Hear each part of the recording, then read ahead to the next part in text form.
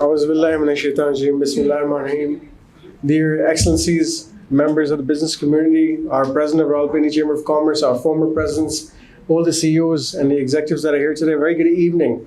And it's a great honor being here, Excellency. We would like to welcome you again because we had a pleasure hosting you a couple of weeks back. And it's great to have you here. Your deputy has been a wonderful asset, has been maintaining this relationship till the time that you arrived. And all the ambassadors that are here, all the effort, the work that you're doing to increase bilateral trade cooperation is commendable. And we thank you for that. As my brother rightly pointed out, there's yet a lot to be done. Like Ijaz and Nisar Saab, you're doing a wonderful effort, inspiring us all. We're thriving, striving to promote Pakistan, promote connections, collaborations, and the sky's the limit. There's much more to be done because the one thing that we have focused on with the Prime Minister is changing the perception of Pakistan.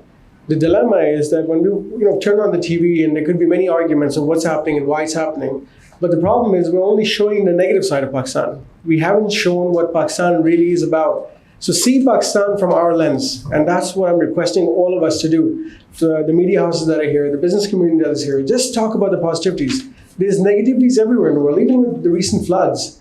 I mean, what part of the world have we seen where natural disasters are not inevitable? They are. They happen everywhere. Slides happen, storms happen, tornadoes happen, earthquakes happen, tsunamis happen. I mean, recently there were a lot of floods in Texas. Texas has far better infrastructure. They have resources. They have two U.S. bases, army bases, yet people still died.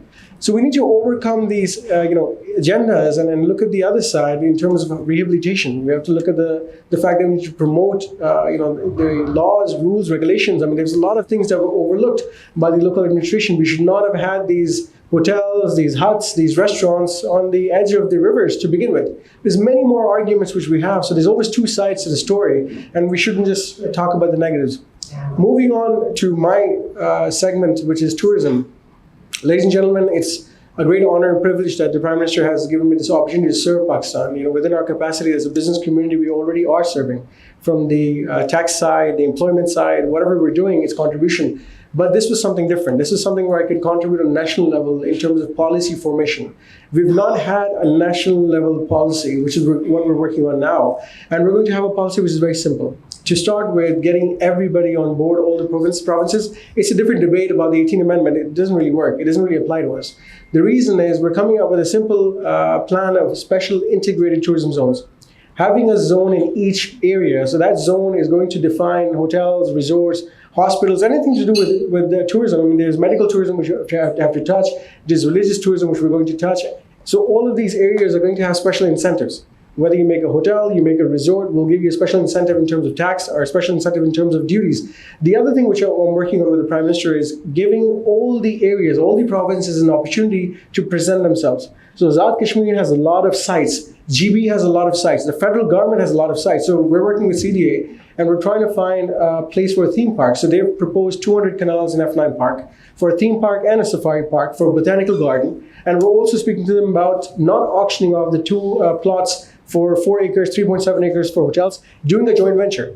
And the joint venture will be very simple. We do collaboration between the private sector, do a hotel, do a apartment building, do a mall, do many things. And that's the way to get the payback. If you try selling a plot for 18 billion today, I don't think it's very easy to sell 18 billion plot. But if you get a partner and give them return IRR of about 6-7 years, it's doable.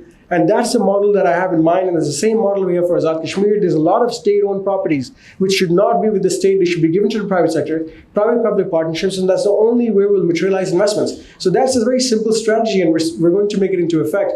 We're planning on getting this formalized within a few weeks. And in October, we're organizing a national level tourism expo in which we'll invite all of you. We're going to present this to you, that these are the investment opportunities in Azad Kashmir, in GB, in Punjab, in federal government, even KPK, and the whole of Pakistan is going to come under one umbrella, where we had the OPF conference, but we didn't present something. This time we're going to present a plan, a 5-year vision to begin with, and it'll go down to 10 years. And through Charter of Economy, we're going to have all the Chamber of Commerce there. All the parties will endorse it. Whether it's Noon League, People's Party, PTI, everyone will endorse it because this is a Pakistan policy. It's for the interests of Pakistan. And this is where the other countries come in. We're going to invite everybody.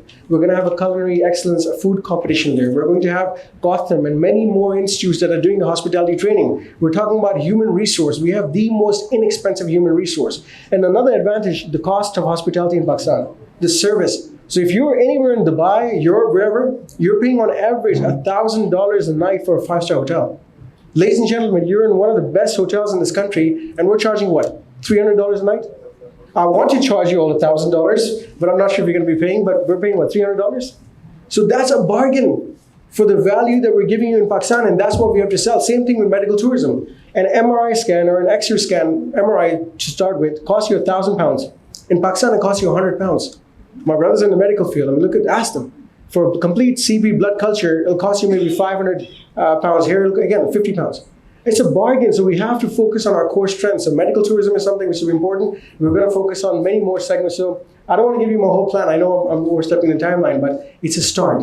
There's a lot to be done, and we'll do it together as one nation. I always say this, कि हम सब मिलके इस बेहतरीन मुल्क को और भी बेहतर बनाएंगे. Pakistan, Zindabad.